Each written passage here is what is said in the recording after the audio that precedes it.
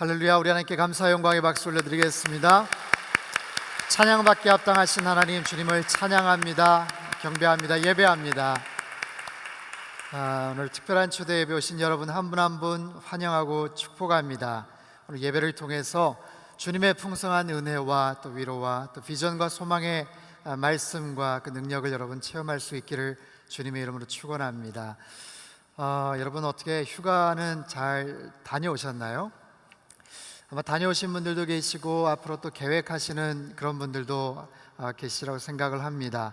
저희 특별한 초대에서는 8월 달을 맞이해서 모세와 함께 떠나는 여름 여행이라고 타이틀을 잡고 지난주부터 창세기, 출애굽기, 레위기, 민수기, 신명기 한 주에 한 책씩 저희들이 여행을 떠나고 있습니다. 창세기 말씀을 통해서 우리에게 들려주신 하나님의 너무나도 소중하고 귀한 음성들, 창세기에 나타나신 그 하나님, 태초의 천지를 창조하신 하나님, 모든 시작과 모든 출발의 근원 되시는 그 하나님, 우리가 시작을 알면 정말 끝까지 갈 수가 있고 원하는 목적지에 안전하게 그리고 평안하게 갈 수가 있습니다. 오늘 우리가 살펴볼 출애굽기, 여러분 출애굽기 하면 어떤 말씀들이 혹시 떠오르시나요? 아마 모세 이야기가 떠오르실 거고요. 또 출애굽할 때 홍해바다를 건넜던 어떤 그런 재미있고 드라마틱한 그런 이야기들이 아마 떠오르시라고 생각을 합니다. 근데 사실 그 이후에 있었던 너무나도 소중한 그런 말씀들이 사실 출애굽기에는 많이 소개가 돼요. 오늘 여러분들에게 나눠드렸던 유인물, 그리고 혹시 지난주에 오시지 않았던 분들은 창세기 이제 유인물 나가시면 여러분들 한 분씩 또 얻으실 수가 있습니다. 또 다음 주에는 레위기 말씀 우리가 살펴볼 텐데 한 주에 한 책씩 저희가 각 책마다 담겨져 있는 하나님의 특별한 섭리와 또 우리를 향하신 비전과 계획이 어떤 것인지를 살펴보는 그런 귀한 여정이 될 수 있기를 바랍니다. 창세기에 나타나셨던 하나님은 우리를 창조하시고 우리의 모든 시작과 출발의 근원 되시는 하나님이시라면 출애굽기에 나타나시는 그 하나님은 우리를 구원하시는 하나님이세요. 출애굽하신, 그리고 죄와 애굽의 속박에서 있는 이스라엘 백성들을 구원시켜 주신 그 하나님이시죠. 그렇다면 그 하나님의 능력과 특별한 섭리에 의해서 구원받은 그 백성들이 그 다음 해야 될 그 스텝들은 어떤 것인지 우리가 오늘 말씀을 통해 살펴볼 수가 있어요. 창세기 끝부분을 여러분 혹시 기억하십니까? 야곱은 요셉이 죽은 줄 알고 있었죠. 하지만 요셉은 애굽에 가서 총리가 되었습니다.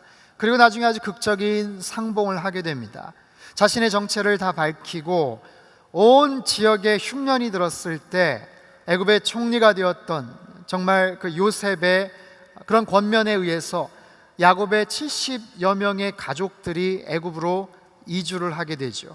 그곳에서 죽은 줄만 알았던 그 요셉, 정말 형들의 그 미움과 어떤 나쁜 악행으로 인해서 죽을 뻔했던 요셉이지만 하나님께서는 그들의 악을 선으로 바꾸셨어요.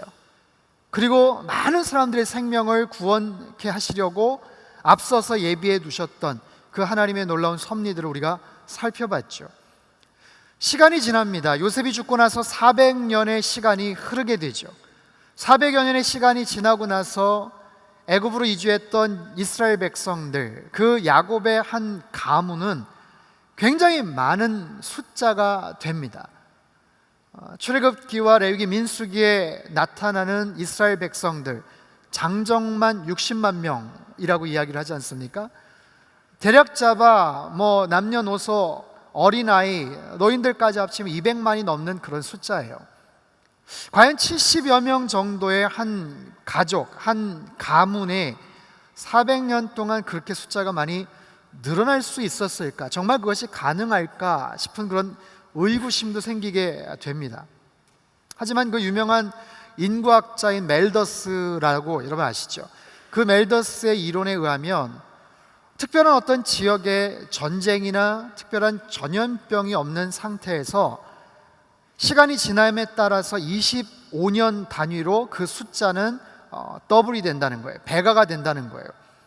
그래서 그렇게 대략 카운트를 해보면 70여 명이 400년, 25년 단위로 계속해서 배가 되었을 때는 정말 400년이 지나고 나면 200만 명이 넘는 굉장히 많은 숫자가 됩니다.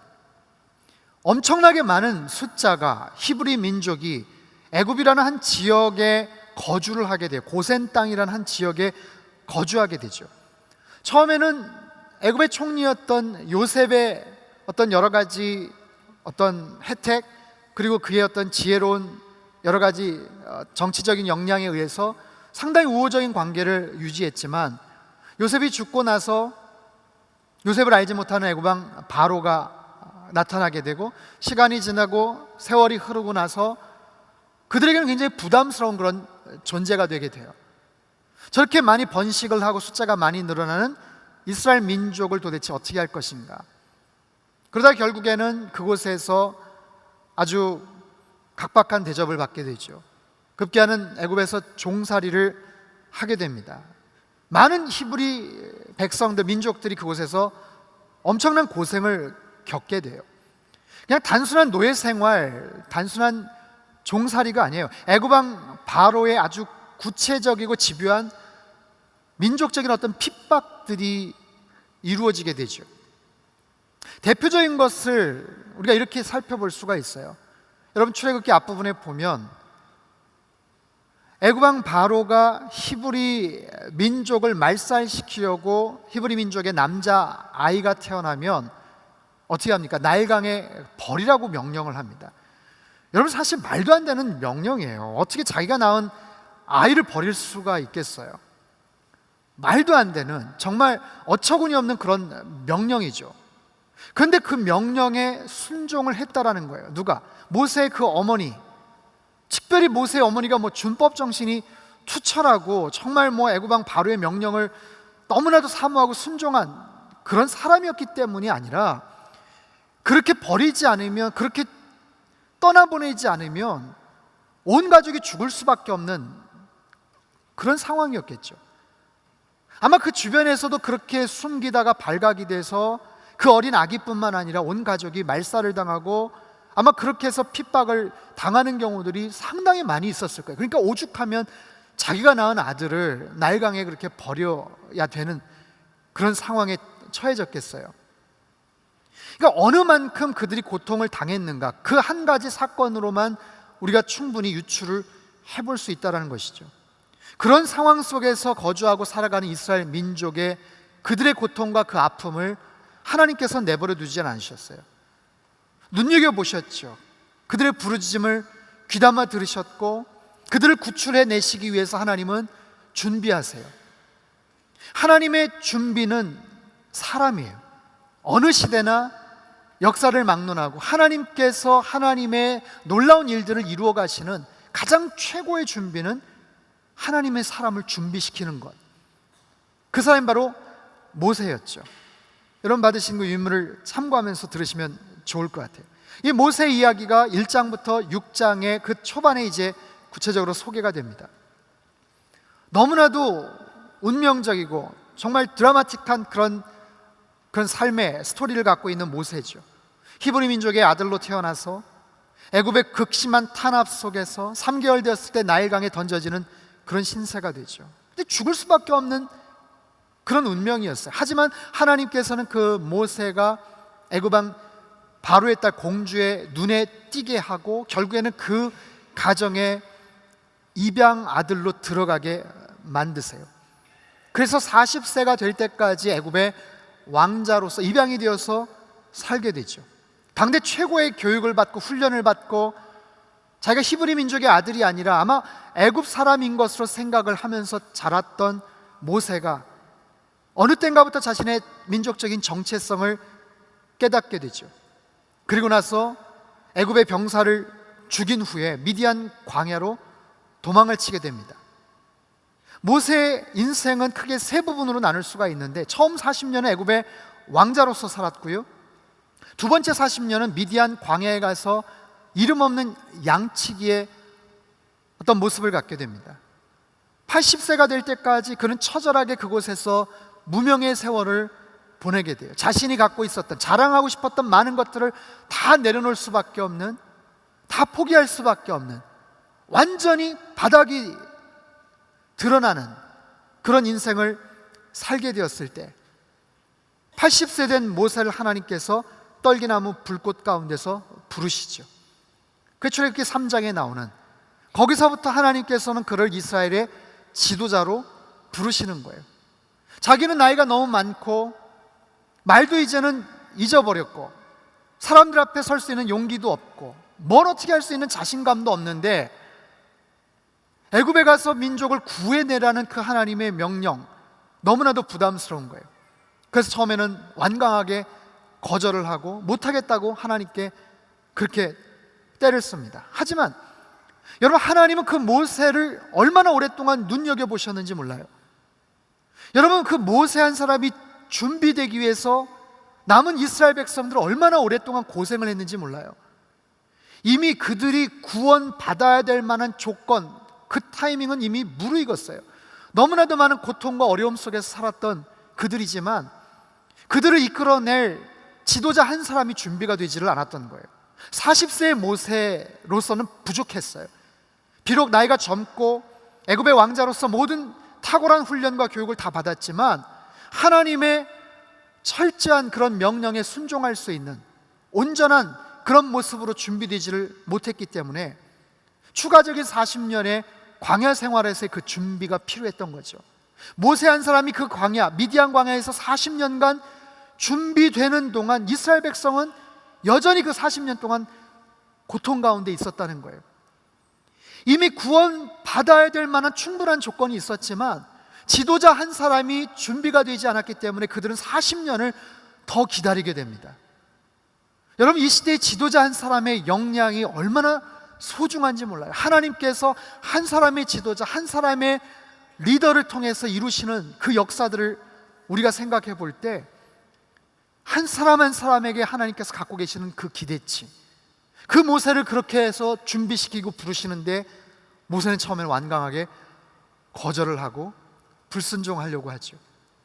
하나님께서 어떻게 그들의 고통을 들으셨고 보셨고 모세를 보내시려고 하는지, 우리 출애굽기 3장 9절과 10절 말씀 자막을 통해서 한번 읽어보도록 하겠습니다. 같이 읽죠. 시작. 이제 이스라엘 백성들의 울부짖는 소리가 내게 들렸고 이집트 사람들이 그들을 억압하는 것을 내가 보았다. 그러니 이제 너는 가거라. 내가 너를 바로에게로 보내 너로 하여금 내 백성 이스라엘 자손을 이집트에서 이끌어 내게 할 것이다. 이스라엘 백성들의 울부짖는 소리를 하나님이 들으셨어요. 그들이 억압받는 것을 하나님이 보셨어요. 왜 하나님 침묵하십니까? 하나님 왜 내버려 두십니까? 하지만 하나님은 다 알고 계셨어요. 하지만 하나님께서도 준비하고 계셨어요. 모세 한 사람을 준비시키고 계셨던 그 하나님. 모세는요, 히브리 사람으로 태어나서 애굽의 문화를 접하면서 살았고 미디안 광야에서 굉장히 무의미해 보이는 40년, 80세 될 때까지 그렇게 늙어갑니다. 사실상 히브리 민족에 대한 기억은 없어요. 아마 언어조차도 제대로 하지 못했을 거예요. 모세가 제일 잘할 수 있는 언어는 아마도 자기가 40년 동안 자랐던 애굽의 언어가 아니겠어요? 그리고 40세에서부터 80세 될 때까지 미디안 광야에서 자랐던 그들의 방언이겠죠. 히브리 민족, 자기가 히브리 사람이긴 하지만 그곳에 가서 과연 정말 그들을 구원해낼 수 있을까? 너무나도 벅차고 부담스러운 거예요. 하지만 하나님께서 사용하시겠다고 할 때, 하나님께서 쓰시겠다고 할 때, 제가 나이가 많습니다, 제가 말을 잘 못합니다, 저는 부족합니다, 저는 아무것도 아닙니다, 아니라는 거예요. 하나님은 할 수 있다, 너를 통해서 내가 하겠다라고 말씀을 하세요. 사랑하는 성도 여러분, 하나님께서 여러분에게 때로 그렇게 말을 걸어오실 때가 있으세요. 굉장히 무력감에 사무치고 자신감이 바닥을 치고 있을 때, 나는 아무것도 아닌 존재야라고 속상해하고 있을 때 때로 하나님께서 여러분들에게 소망의 말씀을 주세요. 아니야, 너는 할 수 있어, 넌 괜찮아, 내가 너의 능력 때문에 하겠다고 하니 넌 그냥 순종만 하면 돼. 네가 할 수 있는 것은 나의 능력을 그냥 드러내기만 하면 돼. 여러분, 어떤 상황에서도 이미 늦었어요. 하나님, 나는 안 돼요, 절대로 할 수 없어요. 이런 말을 여러분 하지 마시기를 바랍니다. 80세 된 모세를 들어 쓰셨던 그 하나님, 하나님께서 사용하시고자 할 때 그저 예 하나님, 저는 부족하지만, 저는 아무것도 아니지만 능력이 많으신 그 하나님의 그 놀라우신 섭리와 계획 속에서 저는 할 수 있습니다. 그저 맡겨주신 대로 순종하겠습니다. 여러분, 그렇게 하나님께서 말을 걸어오실 때 그저 여러분 순종하며 사실 수 있기를 바라요. 그 모세는요, 애굽으로 갔어요. 가서 애굽 왕 바로에게 10가지 재앙을, 하나님의 능력을 보이며 그들을 구원해냅니다. 그 10가지 재앙 여러분 다 기억하십니까? 그 성경학교 옛날에 다녔을 때는 그 순서대로 막 기억도 하고 그랬어요. 앞글자 따고 막 그렇게 기억도 하고 그랬어요. 제일 첫 번째 재앙 뭐예요? 피 재앙이죠.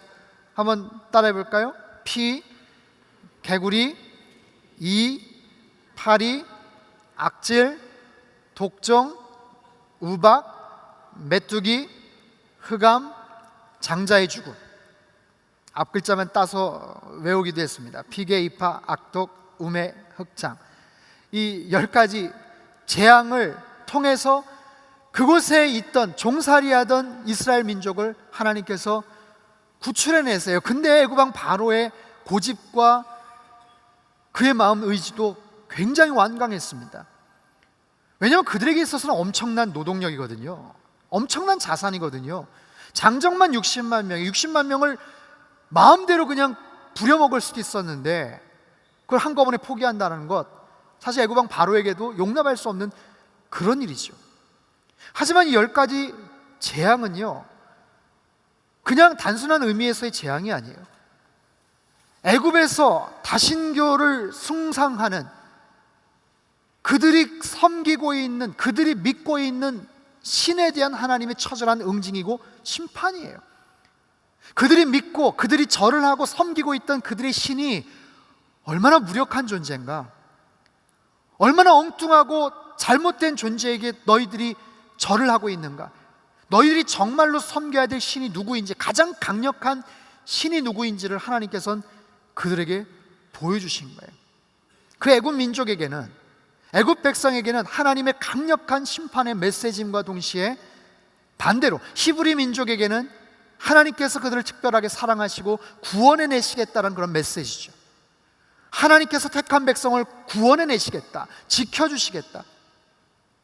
이스라엘 백성들이요, 고센 땅이라는 그 지역에서 특별하게 거주를 했는데 이 10가지 재앙 중에 특별히 4번째 재앙, 파리의 재앙서부터는 이스라엘 민족들이 거하는 그곳에는 재앙이 내리질 않아요.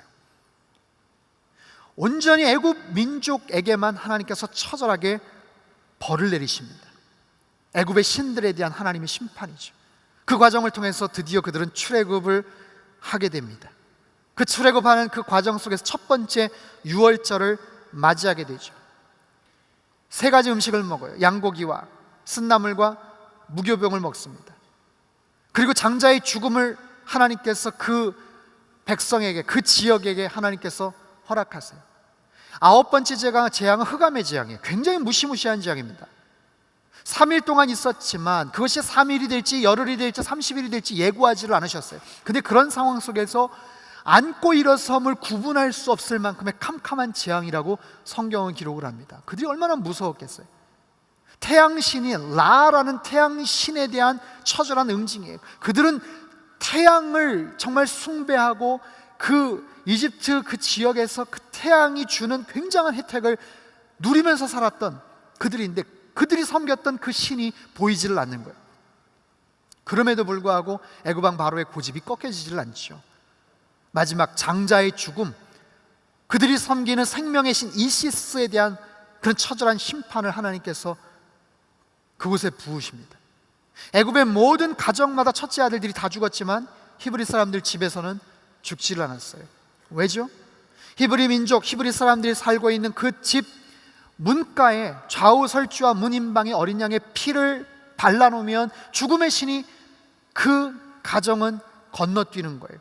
그래서 그들은 거기에서 구원을 얻을 수가 있었어요. 그리고 그날 밤 거기에서 양고기와 무교병과 쓴나물을 먹으면서 그 다음날 아침 일찍 그들은 드디어 출애굽을 할 수가 있었던 거죠. 생명의 주관자가 되시고 그들을 보호하시고 지켜주셨던 그 하나님, 드디어 출애굽을 하게 됩니다. 드디어 애굽을 탈출하게 되는 거예요. 그 탈출하는 과정 속에서 하나님께서는 특별하게 불기둥과 구름기둥을 통해서 보호하세요. 지켜주세요. 장자의 죽음을 통해서, 불기둥과 구름기둥을 통해서 그렇게 애굽을 탈출해서 나아가던 그들에게 커다란 장애물이 눈앞에 나타납니다. 그게 뭐죠? 홍해바다예요. 도대체 이 홍해바다를 어떻게 건널 수 있단 말인가? 뒤늦게 또 애굽의 병사들이 쫓아와요. 600승의 병거를 끌고서 쫓아오는, 뒤에서는 애굽의 병사들이 쫓아오고 눈앞에는 홍해바다가 가로막고 있고 어떻게 해야 될지 몰라 하던 그런 상황. 하나님께서 모세에게 말씀을 하세요. 너희는 그냥 가만히 있으라. 내가 어떻게 하는지, 하나님이 하나님 되심을 너희는 알면 된다 하면서 지팡이를 들어서 홍해바다를 가리키게 하시죠. 놀라운 일이 벌어집니다. 우리 출애굽기 14장 21절 22절 말씀 자막을 통해서 같이 한번 읽어보겠습니다. 시작. 그때 모세가 바다 위로 손을 뻗었습니다. 그러자 여호와께서 밤새도록 동쪽에서 바람이 불게 하셨습니다. 그 바람 때문에 바닷물이 갈라져 바다가 마른 땅이 됐습니다. 오른쪽 왼쪽으로 물벽이 섰고 이스라엘 백성들은 마른 땅 위로 바다를 건너게 됐습니다. 자 보세요. 오늘 우리나라 서해바다 그쪽에 현대판 모세의 기적 해가지고 이렇게 갈라지는 그게 아니라 이 모세의 기적을 통해서 나타났던 홍해바다는 벽처럼 갈라졌다고 성경이 분명히 얘기를 합니다. 벽처럼 갈라졌다는 거예요. 그리고 바닥은 어떻게 됐다고요? 마른 땅이 되었다라고 얘기를 해요. 마른 땅. 벽처럼 갈라졌다고 해도 거기가 질척질척한 갯벌이고 진흙이면 건너갈 수가 없어요. 그 많은 사람들이 어떻게 건너갑니까? 하지만 나중에 애굽의 병사들이 병거를 끌고 들어갈 정도로 완전히 마른 땅, 드라이 그라운드가 되었다라고 성경은 말씀을 하세요. 그들은 무사히 그곳을 건넜어요. 무사히 그곳을 탈출을 했어요. 뒤에서 하지만 애굽의 병사들이 쫓아와요. 그러나 그들이 다 건너고 나서 추격을 받고 있었지만 그들이 다 건너고 나서 갈라져 있었던 홍해바다는 다시 합쳐지게 됩니다. 그래서 쫓아오던 애굽의 병사들, 병거들은 거기서 수장이 되죠. 홍해바다가 다시 합쳐져 버려요. 그들은 홍해를 완벽하게 건너버렸어요. 여러분, 그들이 살던 애굽은 하나님 알지 못했던 땅이에요. 오늘날로 말하면 세상입니다. 내가 구원받기 이전에 몸담고 있었던 세상이에요. 과거의 죄와 버타면서 살았던 그 세상. 하지만 다시는 돌아가서는 안 되고 돌아갈 수도 없는 바로 그런 의미가 있는 거죠. 세상의 문화, 세상의 어떤 세속적인 과거에 내가 탐닉하며 살았던 죄된 유혹의 그런 삶들, 다시는 그곳으로 건너갈 수 없고, 아니 건너가서는 안 되는 그런 의미를 상징을 해요. 그 광경을 보면서 모세와 미리암이 찬양을 합니다. 출애굽기 15장에서 찬양을 해요. 그리고서 광야 생활이 드디어 시작이 되는 거예요. 한 달쯤 되었을 때요, 만나가 내려지기 시작했어요. 아마 출발할 때 가져갔던 음식이 다 떨어졌을 즈음에, 한 달 즈음에 만나가 하늘에서 떨어집니다. 그래서 만나를 먹고 오후에는 저녁에는 메추라기 떼가 떨어졌다라고 얘기를 해요. 한참 가는 상황 가운데 아말렉 족속들이 그들을 공격을 합니다. 출애굽한 이스라엘 백성을 최초로 공격했던, 그래서 하나님께서 그 민족을 처단하시고 저주하셨던 그 민족, 여호수아의 지도하에 그 아말렉 족속과 처음으로 전투가 벌어지죠. 모세는 어떻게 하고 있었죠? 손을 들어서 중보 기도를 하고 있었어요. 하지만 모세가 힘이 드니까 그 팔이 떨어지면 이스라엘 백성이 어려움에 처하는 거예요. 다시 손을 올리면 이스라엘 백성이 승리를 하는 거예요. 나중에 어떻게 하죠? 아론과 훌이 옆에서 손을 잡아주고 계속해서 그 손을 들고 결국에는 아말렉 족속과 전투를 해서 승리를 하게 돼요. 너무나도 많은 사람들이 모세에게 찾아와서 여러 가지 자문을 구하고 재판을 기다려요. 그 일들을 감당하기가 어려우니까 모세 장인이었던 이드로가 여러 가지 또 조언도 거기서 합니다. 여러분, 지도를 한번 보시죠. 여러분 나눠드린 유인물의 오른쪽에 나와 있는 그 지도, 그리고 자막을 통해서 한번 또 보여주시겠습니까? 처음에 그들이 출발했던 람셋에서 고센 땅 지역으로, 숫곳 지역으로 해서 아마 그 어느 지역에 홍해바다가 있다고 추정을 하고 있는데, 그 밑으로 르비딤과 또 엘림과 마라와 이런 지역을 거쳐서 저 아래쪽에 있는 시내 산으로 그들이 도착을 해요. 시내 광야예요. 약 2달 걸렸어요. 2개월이 걸렸어요. 여러분, 제가 나누는 유인물 보면 1장에서 출애굽기 1장에서 14장까지는 이집트에서 있었던 이야기고요, 15장에서 18장까지는 광야에서 있었던 중간의 이야기예요. 19장에서 40장까지는 시내산에서 있었던 본격적인 이야기가 시작이 됩니다. 사실 하나님께서 그 백성을 구출해 내셔서 이제 그들에게 말하고자 하시는, 하나님 말씀하시고자 하는 본론의 이야기가 여기서 사실 소개가 돼요. 이름하여 시내산 계약이 거기에서 이루어지죠. 출애굽기 19장 5절과 6절 말씀, 우리 한번 자막을 통해서 읽어보도록 하겠습니다. 같이 읽죠. 시작. 세계가 다 내게 속하였나니 너희가 내 말을 잘 듣고 내 언약을 지키면 너희는 모든 민족 중에서 내 소유가 되겠고 너희가 내게 대하여 제사장 나라가 되며 거룩한 백성이 되리라. 아멘. 여러분 잘 보세요. 하나님께서 이스라엘 백성들 출애굽시키셨어요. 고통 가운데, 어려움 가운데, 정말 핍박 가운데 있었던 이스라엘 백성, 하나님이 사랑하시는 그 백성을 구출해 내셨어요. 10가지 재앙을 통해서 정말 통쾌한 그런 승리를 하나님께서 허락해 주셨어요. 홍해바다를 건너게 해주셨어요. 광야 길을 굶주리지 않도록 만나와 메추라기로 먹여주셨고요, 불기둥과 구름기둥으로 그들을 지켜주셨어요. 하지만 우리 질문이 나와야 돼요. 왜 하나님이 그들을 구출해 내셨는가 하는 거예요. 하나님이 그들을 출애굽시키신 목적이 뭐냐? 왜? 무엇 때문에 하나님께서 그들을 구출해 내셨나? 그들이 그곳에서 너무 고생하니까, 너무 무시당하며 핍박당하며 사니까 내 불쌍한 자식들, 내 불쌍한 새끼들 구원해내서 젖과 꿀이는 가나안 땅에 들어가서 그냥 호의호식하면서 잘 먹고 잘 살게 하자, 그것이 하나님의 그들을 구원해내신 목적일까? 여러분, 하나님께서 저와 여러분을 구원해 주셨어요. 죄 가운데 허덕이던 우리들을 하나님께서 구원해 내셨어요. 예수님을 나의 구주로 영접하며 주님을 나의 구주로 고백하며 하나님의 자녀, 하나님의 백성이 되게 하셨다고요. 왜요? 뭐 때문에요?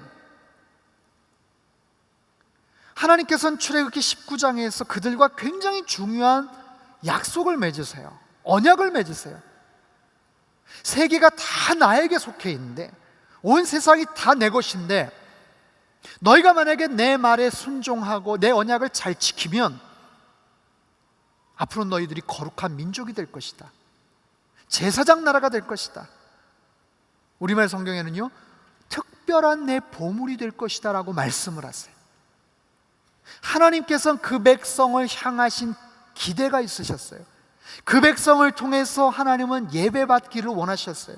애굽에서 종살이하면서 아무런 의식 없이 살아가던 그들이 이제는 눈빛이 반짝반짝한 하나님의 거룩한 군사가 되기를 하나님은 원하세요. 애굽에서 이집트에 섬기는 수없이 많은 눈에 보이는 형상과 그 온갖 우상들에게 절을 하면서 따라 섬겼던 그들이 이제는 그들을 창조하신 하나님, 그들을 애굽의 속박에서 건져주신 살아계신 그 하나님을 온전히 예배하는 민족이 되기를 하나님은 원하셨다는 거예요. 그렇다면 그 다음 스텝은 당연히 뭐가 나오겠어요? 너희들이 그러면 나를 어떻게 예배해야 되는지 내가 가르쳐 줄게. 너희들이 어떻게 해야 거룩한 백성이 돼야 되는지 내가 너희들에게 룰을 줄게. 너희들이 이것들을 지켜. 너희들이 이런 모습으로 순종해. 처음에는 낯설고 불편하고 꼭 이래야 돼요 라는 의구심이 들 수 있지만, 너희들이 이런 부분들을 잘 지키고 순종하면 너희들은 정말로 귀한 사람이 될 거야.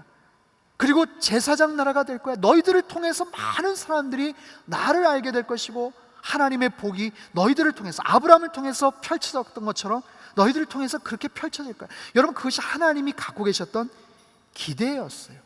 그들을 향하신 비전이었어요. 그래서 제가 오늘 출애굽기 서브타이틀로 그렇게 붙였죠. 구원하신 백성을 향한 하나님의 비전이에요. 출애굽기는 그거예요. 구원하신 그 백성을 향하신 하나님의 비전. 그래서 19장에서 그 계약을 맺으시고 나서 20장에 하나님이 그 중요한 10계명의 말씀을 가르쳐 주시는 거예요. 가장 가장 중요한 10가지 계명이 바로 이런 것이다. 이 10가지의 계명을 너희들이 잘 지켜서 순종해라. 그리고 나서 21장, 22장 그 이후에 보면 너희들이 공동체 생활할 때 혹시 사람들에게 이런 손해를 끼치면 이렇게 손해배상을 해라, 이렇게 사회 정의를 구현해라 하는 아주 디테일한 중요한 공동체 상에서 지켜야 될 규율과 원칙들을 하나님께서 가르쳐 주셔요. 그리고 하나님은 어떻게 예배하는지를 모르고 있었어요. 그리고 어디에서 예배해야 될지를 몰라요. 그 당시에 교회가 있습니까? 없어요. 그래서 하나님은 그들에게 명하시고 만들어주시는 거예요. 예배할 처소를 만들어주시는 거예요.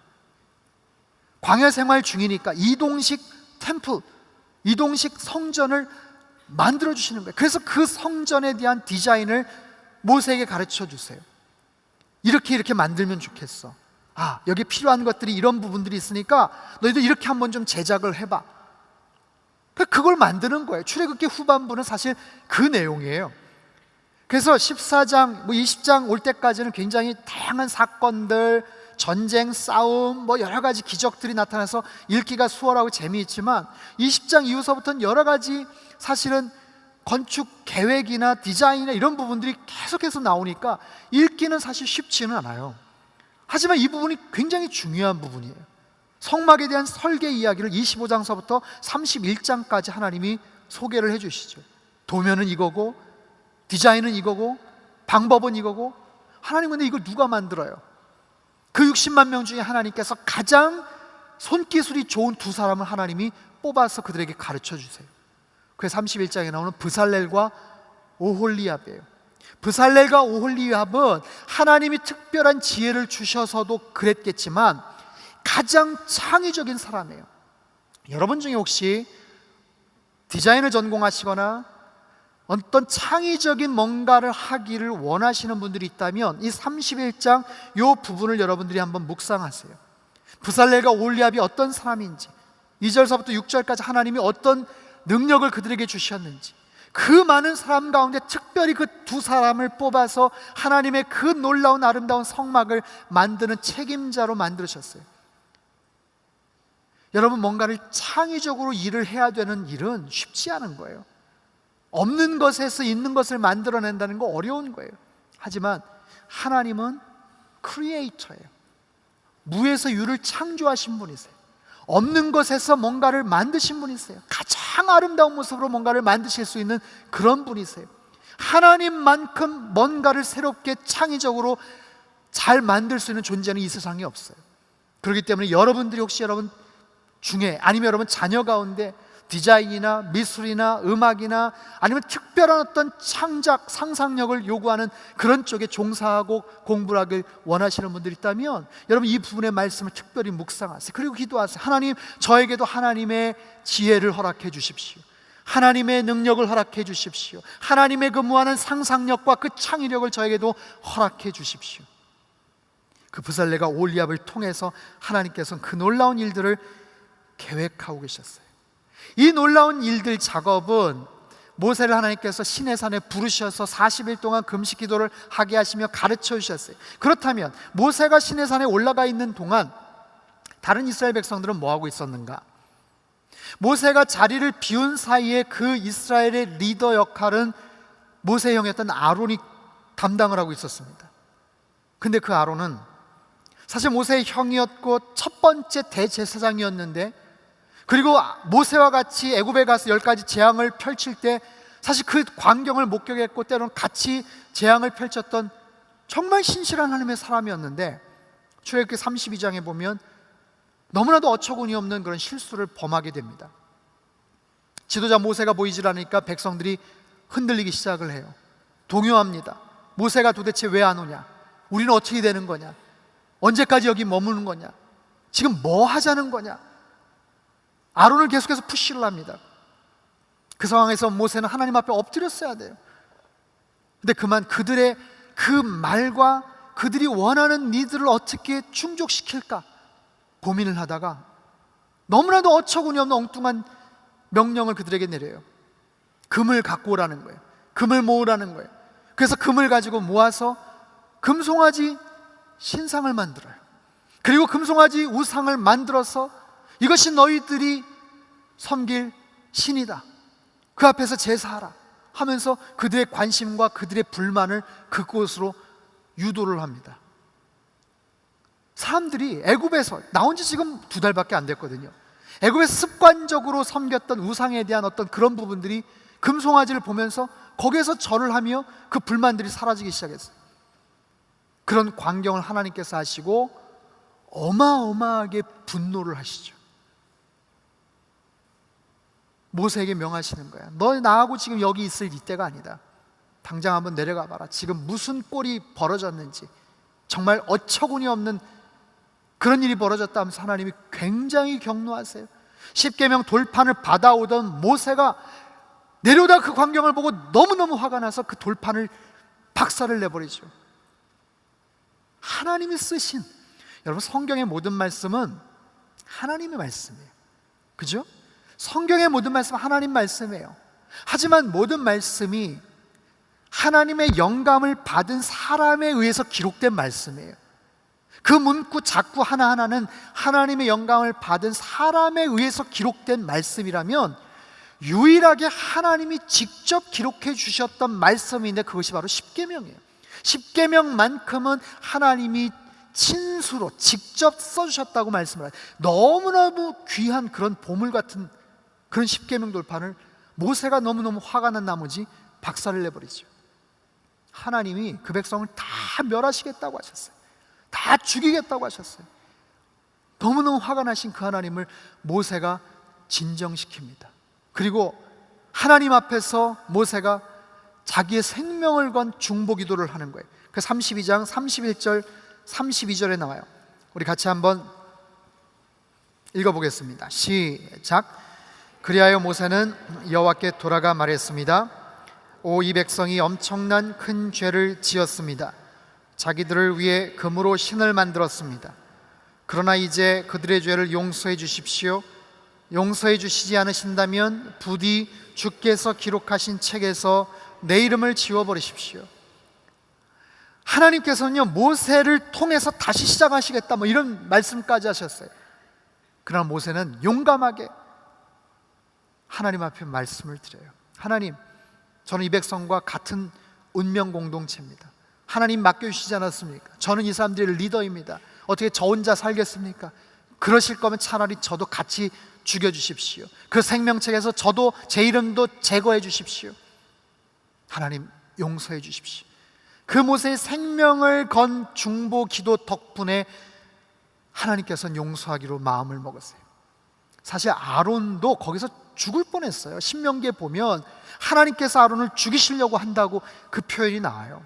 근데 모세가 거기에서 용서해달라고 간구를 해서 사실 아론 살 수 있었던 거예요. 어쨌든 이런 과정을 통해서 이제 출애굽한 지 2달 만에 그런 어려움들이 생기게 되고 하나님께서 갖고 계셨던 그 계획과 그 디자인은 계속해서 진행이 됩니다. 그 이야기가 이제 35장서부터 40장까지 소개가 되는 거예요. 하나님께서 갖고 계셨던 아이디어, 이렇게 제사를 드리면 좋겠다. 너희들이 움직이고 이동을 해야 되니까 이렇게 성막이라는 것을 만들면 좋겠다. 이렇게 만들어서 이동하면 아마 이동하기 괜찮을 것 같다. 그리고 이들을 제사를 집전할 때 제사장의 의복은 어떻게 했으면 좋겠다. 여러분 지도를 한번 잠깐 보여주시겠어요? 지도에 보면 성막 평면도가 이렇게 소개가 됩니다. 제일 첫 번째 번제단이라는 게 있어요. 성막 뜰 동쪽에 난 문인데 번제단, 그것은 모든 자신의 죄를 거기다 태워버리는 거예요. 물두멍, 그건 세례를 상징합니다. 성막이 있어요. 성소가 있고 지성소가 있습니다. 그 성소 안에는 오른쪽에 진설상, 떡상이라고 있는데 그는 하나님의 말씀을 상징해요. 왼쪽에는 금초대가 있습니다. 그 금초대는 24시간 계속해서 타오르고 있어요. 그건 성령을 의미합니다. 그 앞에 분향단이 있어요. 하나님 앞에 올려드리는 향, 그거는 기도를 의미하죠.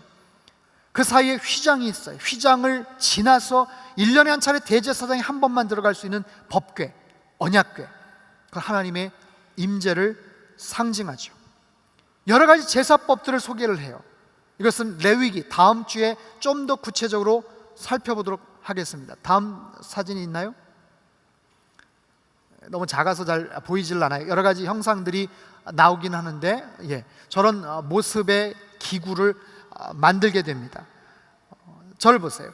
여기에 쓰여졌던 어마어마한 금이 1400kg가 넘게 사용이 됐고요, 은은 4000kg가 넘게 사용이 돼서 6개월간의 시간을 통해서 제작이 됩니다. 그렇다면 그 많은 금과 은과 많은 물건들은 어디서 구했나?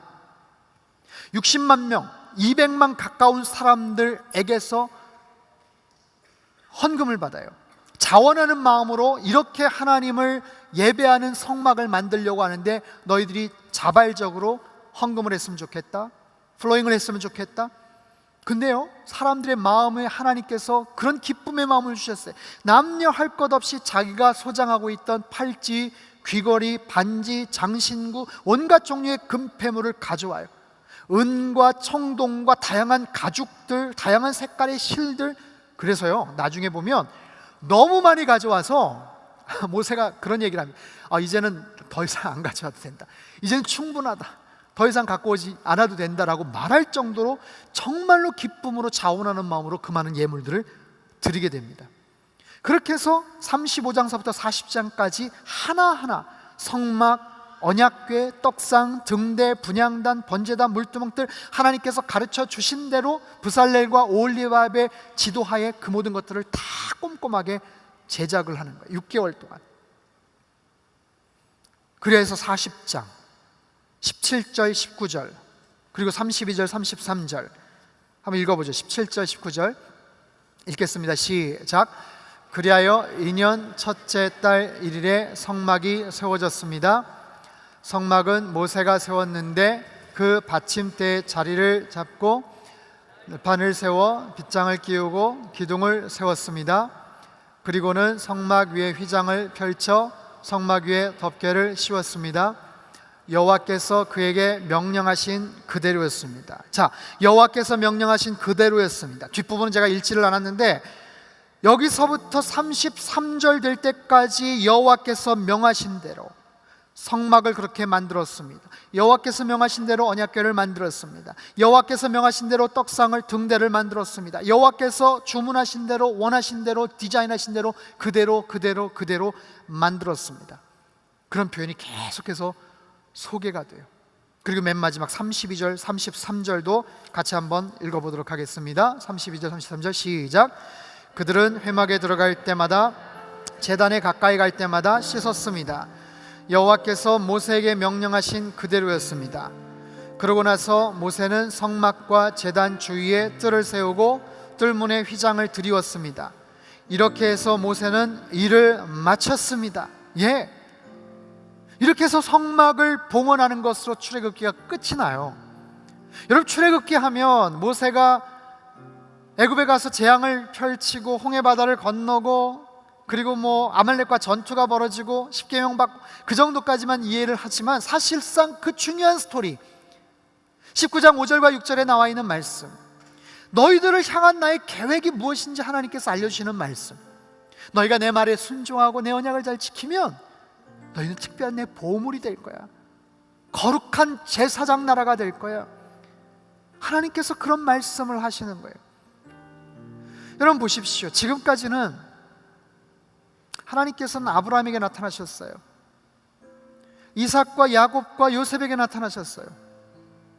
창세기 하나님은 한 개인에게 나타나셨고요, 한 가정에게 나타나셨어요. 근데 출애굽기에서의 하나님은 민족의 하나님으로 나타나세요. 그리고 그 당시에 최고의 세계 중심 국가였던 애굽에 공개적으로 역사하셨던 그 하나님, 역사의 중앙부에 나타나셔서 당대 최고의 제국인 애굽을 심판하고 그들이 믿는 신이 잘못되었음을 가르쳐 주시는 하나님, 그리고 하나님이 사랑하시는 그 백성을 죄 가운데서, 억압 가운데서 건져주신 그 하나님, 하나님 그렇게 출애굽시키세요. 그리고 그들을 향하신 계획을 선포하시고 그 계획대로 하나님은 그들을 만들어 가세요. 여러분, 이것이 옛날에 그냥 있었던 이스라엘 한 일부분의 역사만일까요? 그렇지 않아요.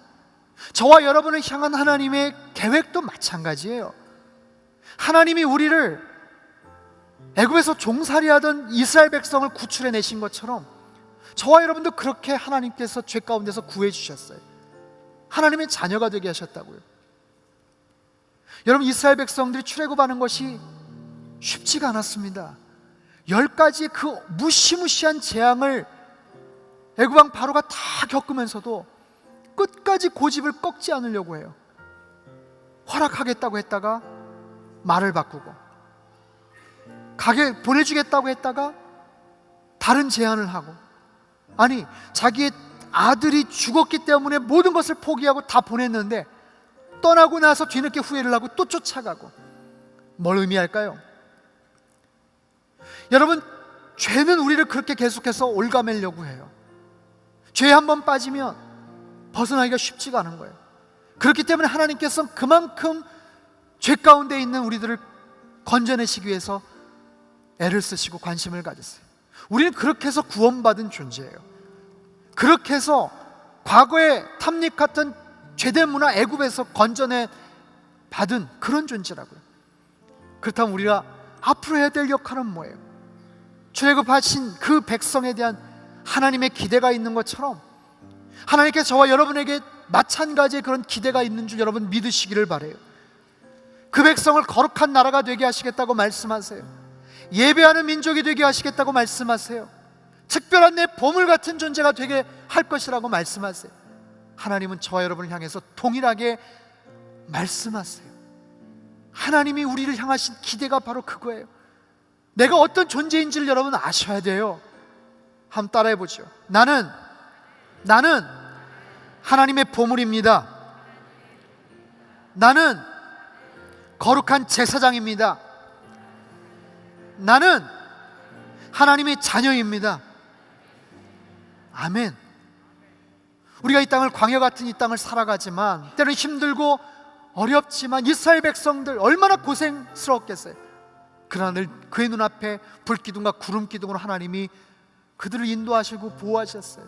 만나함의 추라기로 먹여주셨어요. 40년 광야 생활 동안 발이 부릅지 않고 의복이 헤어지지 않도록 지켜주신 그 하나님이 저와 여러분도 동일하게 그렇게 지켜주실 줄로 믿습니다. 그렇게 인도해 주실 줄로 믿습니다. 하나님 말씀하세요. 너희가 내 말에 순종하고 내 언약을 지키면 거룩한 민족이 될 것이다. 특별한 보물 같은 존재가 될 것이다. 너희들을 통해서 내가 행하실 일이 너무너무 많다라고 하나님 말씀하세요. 여러분, 그 말씀에 순종하며 사실 수 있기를 바랍니다. 우리 주변에 너무나도 많은 소리들이 들려와요. 뉴스를 보면 스마트폰을 통해서 수도 없이 많은 뉴스가 실시간으로 들어와요. 우리가 꼭 알아야 될 뉴스와 소식들도 있지만 내가 뭐하러 이런 이야기를 듣고 있나 보고 있나 싶은 어처구니 없는 사실 사소하고 불필요한 그런 정보들도 너무 많아요. 여러분, 그런 정보와 세상의 소식과 사람의 말에 귀를 기울이지 마시고 살아계신 하나님 말씀에 귀를 기울이십시오. 나를 향하신 하나님의 소망과 기대의 말씀에 여러분 귀를 기울이세요. 나의 그 다음 스텝을 어떤 식으로 인도하실지 기대를 갖고 하나님 앞에 나아가십시오. 그렇게 반응하고 순종할 때 이스라엘 백성들을 향하신 하나님의 그 놀라운 소망처럼 우리를 특별한 존재로, 보물 같은 존재로, 제사장 나라로 예배하는 백성으로 하나님께서 삼아주실 줄 믿습니다. 우리 시간 같이 한번 기도하겠습니다. 가슴에 손을 얹고 같이 한번 기도하죠. 하나님, 우리가 힘든 광야의 시간들을 때론 걸어갑니다. 하지만 그 속에서 뚜렷하게 하나님의 임재를 바라보게 하여 주옵소서. 눈앞에서 나를 인도하시고 보호하시는 불기둥과 구름기둥 되시는 하나님을 바라보게 하여 주옵소서. 만나와 메추라기로 시시때때로 우리를 먹이시고 공급해 주시는 하나님, 지금 나에게 절박한 필요가 있지만 하나님께서는 가장 기가 막힌 타이밍으로 인도해 주실 줄 믿습니다. 우리의 모든 필요를 채워주실 줄로 믿습니다. 내가 순종하고 반응할 때 하나님께서 나를 특별한 보물 같은 존재로, 거룩한 제사장으로, 하나님의 자녀로 그렇게 삼아주시고 이끌어 주실 줄 믿습니다. 그런 하나님을 더욱더 신뢰합니다. 이번 한 주 동안 하나님 말씀에 귀를 기울이며 살게 하여 주옵소서. 우리 같이 가슴에 손을 얹고 합심하여 같이 한번 동성으로 기도하겠습니다. 함께 기도하겠습니다. 오 하나님 아버지, 이 시간 저희들 간구합니다. 하나님 아버지, 부족하고 연약한 저희들을 죄 가운데서 구해내 주시고 하나님 거룩한 백성, 하나님 예배하는 제사장 나라로 저희들을 삼아주시고 특별한 보물 같은 존재로 여기셔서 너무나도 감사합니다. 우리의 아버지 하나님, 시선을 끄는 세상에 많은 소식들이 있지만 하나님, 세상에 많은 소문과 소리들 하나님 거기에 귀담아 듣지 않게 도와주시고 하나님의 생명의 말씀, 소망의 말씀, 능력과 비전과 위로의 말씀에 귀를 기울이게 하여 주옵소서. 때론 광야 같은 생활 속에서 낙담하고 좌절할 때도 있지만 불기둥과 구름기둥으로 우리를 인도하시고 만나와 메추라기로 틈틈이 먹이시고 입히시고 하나님, 우리의 절박한 필요를 기가 막힌 타이밍에 채워주시는 그 하나님을 경험하기를 원합니다. 죄 가운데서 우리를 건져내 주신 하나님, 나를 향해서 거룩한 백성으로 하나님 변화시키기를 기대하시는 그 하나님을 더욱더 바라보며 나아가게 하여 주옵소서. 참 좋으신 하나님 아버지, 죄 가운데 허덕이던 저희들을 구원해 주시고 하나님 자녀, 하나님 백성 삼아주셔서 감사합니다. 하나님, 우리를 향하신 하나님의 그 놀라운 기대와 계획이 있음을 다시 한번 저희들이 발견합니다. 주님, 저희들을 향해서 너희가 내 말에 순종하고 내 언약을 지키면 너희들은 특별한 내 보물 같은 존재가 될 것이고 거룩한 나라 제사장 국가가 될 것이라고 말씀해 주셨습니다. 오 하나님, 그렇게 저희들 주님 앞에 쓰임받기를 원합니다. 그렇게 주님 앞에 예배드린 인생 되어지기를 원합니다. 우리 주변에 우리의 시선을 끄는 세상의 수없이 많은 소리들, 많은 세상의 소문들, 이야기들이 있습니다. 하지만 거기에 귀를 기울이지 않게 하시고 생명의 말씀, 진리와 소망의 말씀 되시는 하나님 앞에 더욱더 귀를 기울이게 도와주옵소서. 8월 한 달 동안 하나님 모세오경을 통해서 더욱더 깊이 주님을 만나기를 원하오니 나를 구원하신 하나님, 창조의 근원 되시는 그 하나님을 더욱더 만나며 찬양하며 살게 하여 주옵소서. 귀하신 예수님의 이름으로 감사하며 기도하옵나이다. 아멘. 할렐루야. 우리 하나님께 감사와 영광의 박수 드리겠습니다. 아멘.